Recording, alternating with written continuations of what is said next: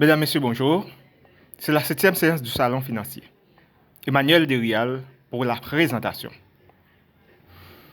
Dans la 6e séance, nous avons parlé des plateformes électroniques de trading et les dark pools. Nous avons dit que les plateformes électroniques de trading et les dark pools sont des marchés financiers décentralisés. N'importe qui peut faire les prix et offrir de la liquidité au marché. Pour les plateformes électroniques de trading, les transactions sont visibles en temps réel de l'ensemble du marché. Par contre, les dark pools ne publient pas les ordres à cours limité, ni garantissent l'exécution intégrale des ordres s'il existe un déséquilibre entre les ordres d'achat et de vente. Dans la 7e séance, nous allons parler du secteur financier et les innovations technologiques, la FinTech. La finance a toujours été friande d'innovations technologiques au service de l'innovation financière. Le terme générique de FinTech, contraction de finance et de technologie, est aujourd'hui à la mode. Mais ce n'est pas un phénomène récent. Finance et moyens de communication. Les financiers ont été toujours à l'avant-garde des utilisateurs de technologies de communication.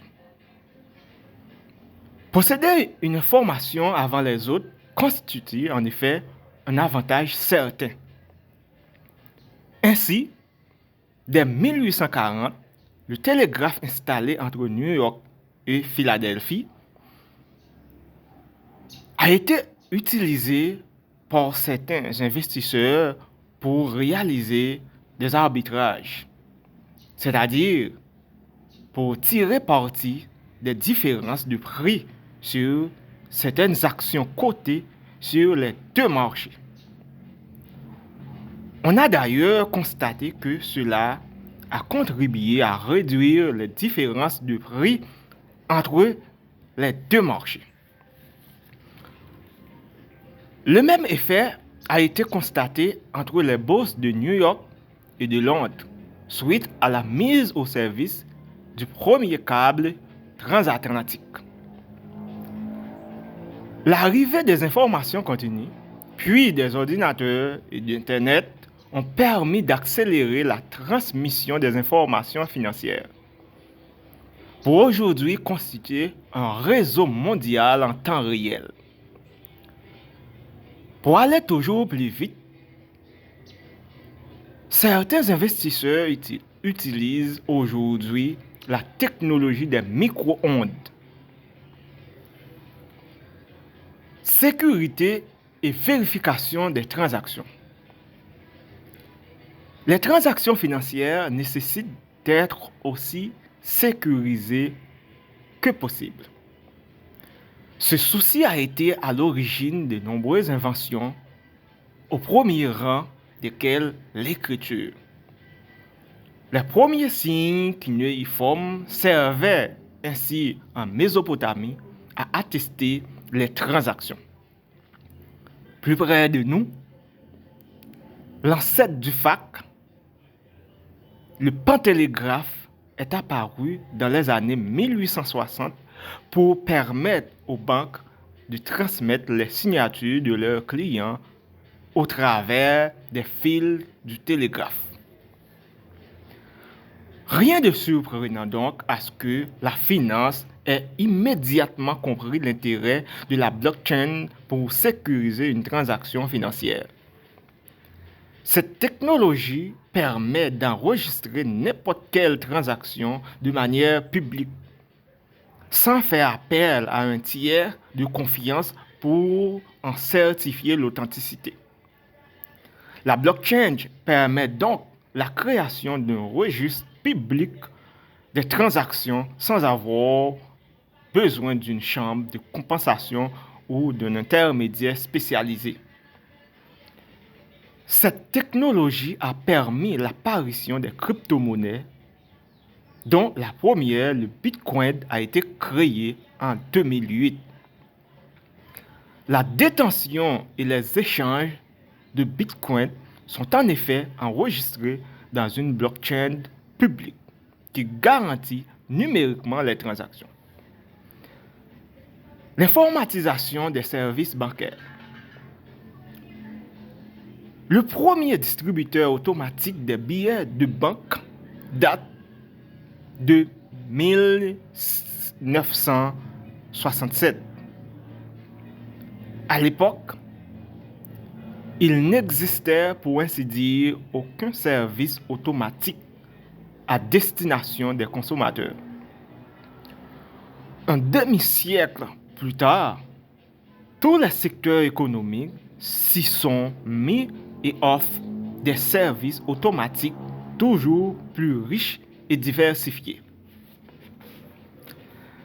Les distributeurs automatiques seront bientôt obsolètes avec la généralisation des téléphones portables qui permettent de payer de nombreux biens et services, de transférer de l'argent et de réaliser la plupart des opérations bancaires sans passer par une banque.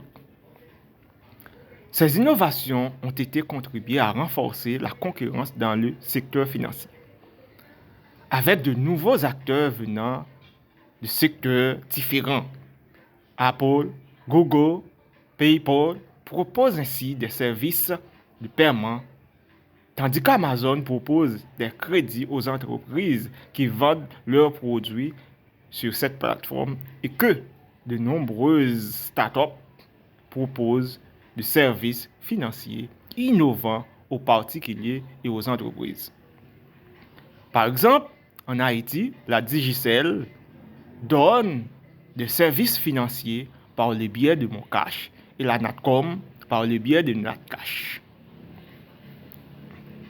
Intelligence artificielle et Big Data. L'utilisation intensive des données dans le secteur financier ne date pas d'hier. Des historiques de crédit des particuliers au prix des titres cotés, les bases de données n'ont jamais manqué dans le secteur financier. Des entreprises comme Bloomberg ou Reuters ont d'ailleurs apparu pour collecter et vendre des quantités toujours plus grandes de données à leurs clients du secteur financier. Le Big Data est né dans le secteur financier lorsque, dans les années 1990, les bourses ont commencé à publier le détail de toutes les transactions réalisées. L'utilisation intensive des données aujourd'hui a gagné toutes les activités financières. Avec le renfort d'algorithmes d'intelligence artificielle, de data mining et de machine learning, certaines entreprises tentent de prévoir les évolutions du très court terme des prix sur les marchés, tandis que d'autres se spécialisent dans la prédiction du risque de faillite pour mieux appréhender le risque de crédit d'un emprunteur. La même transformation est à l'œuvre des équipes d'analystes financiers. Les investisseurs demandent de plus en plus d'analyses fondées sur l'exploitation massive des données. Les avantages de la FinTech.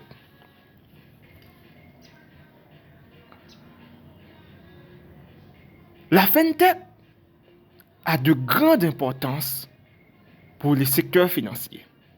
1. La FinTech réalise un travail de haute fréquence. 2. Elle remplace beaucoup de salariés. 3. Pour la FinTech, le secteur financier de ce monde se trouve dans un petit village. 4.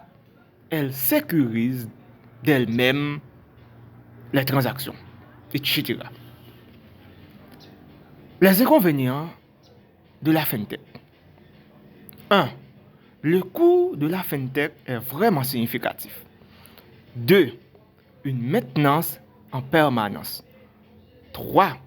Les PME ne peuvent pas s'en procurer, etc. Nomenclature. FinTech.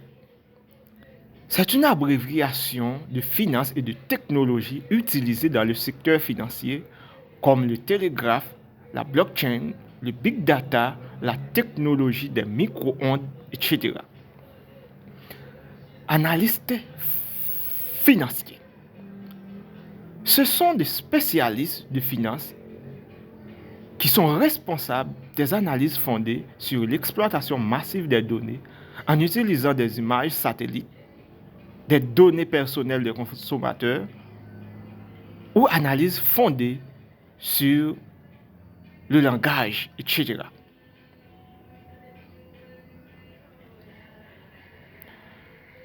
En résumé, la FinTech est l'ensemble de technologies de communication utilisées par le secteur financier, parmi lesquelles on trouve le télégraphe, la technologie des micro-ondes, la blockchain, le big data, etc. Elles permettent de réaliser le travail avec efficacité et de rapidité. Son coût est réellement significatif.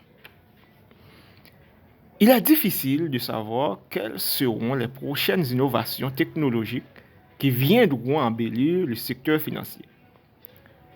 Il n'y a en revanche aucun doute sur le fait que le secteur financier continuera à être un lieu d'innovation, car cela offre à certains acteurs un avantage concurrentiel et répond aux attentes des consommateurs. Merci d'avoir été les nôtres. Au revoir.